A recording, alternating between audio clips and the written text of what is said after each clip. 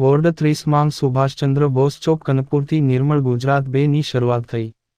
પ્રજાપંખ સચિન, ગાંધીજીનું સ્વચ્છ ભારતનું સ્વપ્ન સરકારશ્રીના નિર્મલ અભિયાન હેઠળ પૂર્ણ થવા જઈ રહ્યું છે. આજે લોકો પણ રોજિંદા જીવનમાં સ્વચ્છતાને અગ્રીમ સ્થાન આપી રહ્યા છે.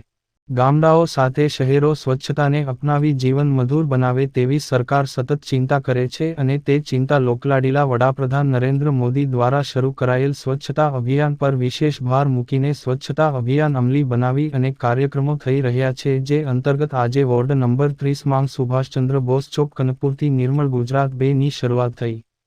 કનકપુર ઝોન બી માંગ સુભાષચંદ્ર બોઝની પ્રતિમાંગ ચોકના બંને બાજુનો રાજમાર્ગ નડતર વૃક્ષોને છાંટી, ગટરોની સફાઈ અને રોડ તથા ફૂટપાથ સ્વચ્છ કરવામાં આવ્યા. આમ પણ સચિન કનકપુર જ્યારથી એસએમસીમાં આવ્યું ત્યારથી લોકોમાં સ્વચ્છતા પ્રતિ જાગૃતિ ઊભી થાય અને લોકો રોજિંદા જીવનમાં સ્વચ્છતાને અગ્રતા આપી તેને અપનાવી જીવનનું આરોગ્ય મધુર બનાવે તેવી મહાનગરપાલિકાની સતત ચિંતા રહી છે. આજે 1 જૂન 24મી 15 જૂન 2024 સુધી નિર્મળ ગુજરાતમાં બીજા તબક્કાનું આયોજન શરૂ કર્યું છે.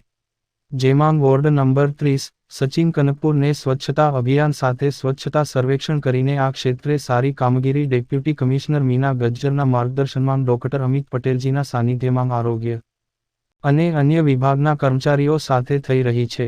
સુરત મહાનગરપાલિકાનો મુખ્ય ઉદ્દેશ સુરત શહેર સાચા અર્થમાં સ્વચ્છ અને સુંદર બને અને શેરી કે નગરમાં પ્રવેશતાં જ સાચા અર્થમાં રોડ, શેરી સ્વચ્છ સુંદર દેખાય તેવા પ્રયાસ કરાઈ રહ્યા છે. સ્વચ્છ શેરી તો સ્વચ્છ નગર, આજના સફાઈ ઝુંબેશમાં રોટરીની આરસીસી સચિન કનકપુર તથા છઠ પૂજા સમિતિ અને અન્ય એનજીઓ ઉપસ્થિત હતા.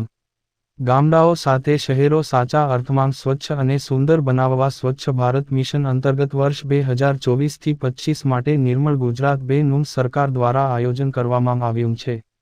જેમાં હાલમાં વોર્ડ નંબર 30 માંગ જ્યાં જ્યાં ગંદકી છે તેને પૂર્ણપણે સ્વચ્છ બનાવવા આજથી આ અભિયાનની શરૂઆત થઈ છે.